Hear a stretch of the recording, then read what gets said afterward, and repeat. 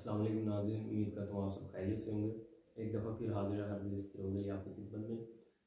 नाज़रीन, आज जो हमारा टॉपिक है वो ये है कि मुश्तज़नी वगैरह की वजह से जो नुकसानात होते हैं वो नुकसानात बताएंगे कि क्या क्या नुकसानात हैं। ठीक है, तो आज इस वीडियो में मैं नुकसानात बताऊँगा कि इसके क्या नुकसानात हैं, तो इसका इलाज क्या किया जाए। ठीक है, दोनों चीज़ें मैं इस वीडियो में बताऊँगा।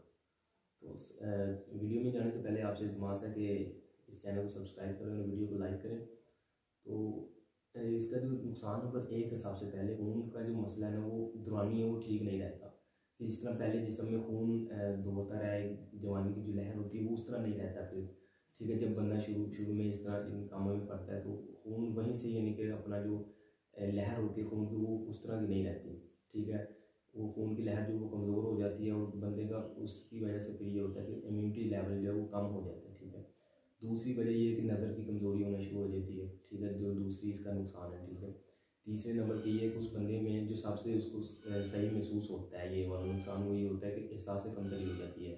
वो बंदा लोगों में आंखें मिला के नहीं बात कर सकता, या करते भी हैं तो इतने कोई काम की ये बातों में नहीं, वैसे अपने दोस्तों में कर सकेगा, लेकिन अगर कोई काम की बात हो या बड़ों के सामने जहाँ बाकी कोई काम हो वहाँ नहीं कर सकेगा, या किसी नए बंदे से मिलेगा तो इस तरह। ठीक है, तो चौथे नंबर पे जो नुकसान है वो ये है कि जो भी काम की चीज़ें हो कंसंट्रेट हो, यानी कि जिसमें काम जहन लगा के करने की ज़रूरत है, कि जहन लगा के काम करना है जी, वहाँ पे वो कंसंट्रेट वो सही तरीके से नहीं कर सकेगा जितनी देर तक ये जो नुकसान जिसकी वजह से हो रहे हैं वो काम अदा ना कर ले। ठीक है, तो ये बहुत बड़ा एक मसला है। ठीक है, वो यही होता है क्योंकि ज़कावत हिस्स होती है ऐसे मरीज़ों को, तो ज़कावत हिस्स का इलाज करना ज़रूरी होता है। तो इंशाल्लाह मैं इलाज आपको बताता हूँ इसी वजह से।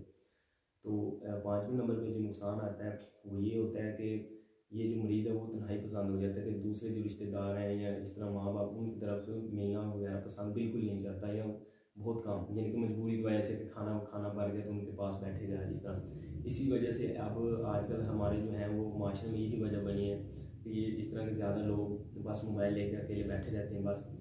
तो सबको नहीं कहूँगा, कुछ का तो अपना कोई मसरूफियत भी होती है, काम होती है, लेकिन अक्सरियत अगर देखेंगे तो हर घर की ये शिकायत है कि जहाँ उनके बच्चों को मोबाइल मिला, तन्हाई पसंद है, व्हाट्सएप पे बातें हो रही हैं, ये माहौल तो एक चेंज करने की हमें ज़रूरत है।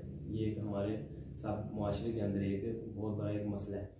तो छठे नंबर पे जो इसका नुकसान है वो ये है कि जिस्मानी तौर पे ऐसा मरीज़ कमज़ोर हो जाता है, उसके अंदर एक ताकत जो होती है या एक लहर होती है, दौड़ना चलना फिरना, एक वो बहुत कम हो जाती है। गेम उससे अच्छी नहीं होती। ठीक है, गेम वगैरह कोई भी है, क्रिकेट है, कुछ भी, ठीक है, फुटबॉल हो गया, वॉलीबॉल हो गया, कोई भी गेम उससे वो सही तरीके से नहीं होगी। सातवें नंबर पे जो नुकसान है वो ये है कि इस तरह का जो मरीज़ है तो पढ़ाई में भी बिल्कुल वही जो बात रही मैंने कही है कि कंसनट्रेट नहीं कर सकेगा, तो पढ़ाई में भी पीछे होना शुरू हो जाएगा। कोई भी किसी काम में भी वो आगे निकल चुका है तो वो बिल्कुल आगे नहीं जा सकेगा। तो आठवां जो नुकसान है वो ये है, और ये बल्कि सबसे बड़ा नुकसान कहें कि जिस मकसद के लिए हम दुनिया में हैं, कि इस तरह का मरीज़ जो इबादत से दूर होना शुरू हो जाता है, कि इबादत वगैरह भी सही तरीके से नहीं अदा कर सकता। वो ये वजह होती है क्योंकि ज़ाहिर बात उसने हर वक्त नजिस रहना है। ठीक है, गुस्ल वगैरह उस पर वाजिब होना है, तो कुछ के तो ऐसे मरीज़ों को तो गुस्ल का भी तरीका नहीं पता होता है, तो अल्लाह माफ़ करके इनकी पूरी पूरी ज़िंदगी इस तरह के निजासत में गुजर जाती है, तो उनका क्या नेक अमल काम आएगा। ठीक है, तो ये बहुत बड़ा एक मसला है। ठीक है, तो इसमें ये है कि ऐसा मरीज़ जब हर वक्त नजिस रहेगा, इबादत उसने क्या करनी है, जिस मकसद के लिए वो दुनिया में आया वो ही नहीं पूरा हो रहा, तो और क्या करना उसने। ठीक है, तो ये सबसे बड़ा मैं नुकसान बल्कि इसे कहूँगा। ठीक है, तो 9वें नंबर पे जो मसला आता है इस तरह के मरीजों का, वो ये होता है कि आगे चल के इनको बहुत नुकसान मिलते हैं। कि इस मिसाल के तौर पर शादी का वो सही तरह, यानी कि जो हक होता है वो अदा नहीं कर सकेंगे।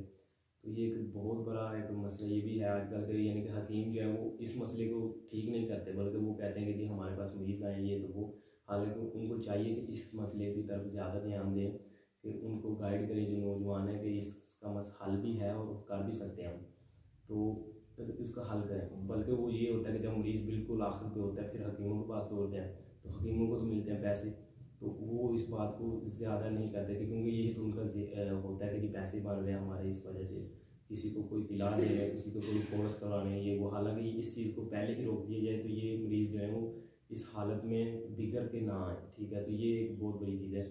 तो अब मैं चलता हूँ इलाज की तरफ। इलाज जो है वो इसका मुरब्बा गाजर है, हलवा मुरब्बा गाजर। ठीक है, तो मैं आपको इस वीडियो में लिंक भी दे देता हूँ, क्योंकि वीडियो हो जानी लंबी, तो मैं अगली वीडियो में जो है वो साथ वीडियो है वो आपको लिंक मिल जाएगा अभी ऊपर, तो या डिस्क्रिप्शन में भी वो लिंक मिल जाएगा आपको, तो वो वीडियो देखें तो उसमें आपको इलाज मिल जाएगा। तो ये नुकसान मैंने बताने थे वो बता दिए। तो इलाज जो है वो हलवा मुरब्बा गाजर वाला, आपको याद रहेगा कि हलवा मुरब्बा गाजर, तो वो अगली जो वीडियो उसमें आप देख लेंगे। तो उम्मीद करता हूँ नाज़रीन ये वीडियो पसंद आई होगी।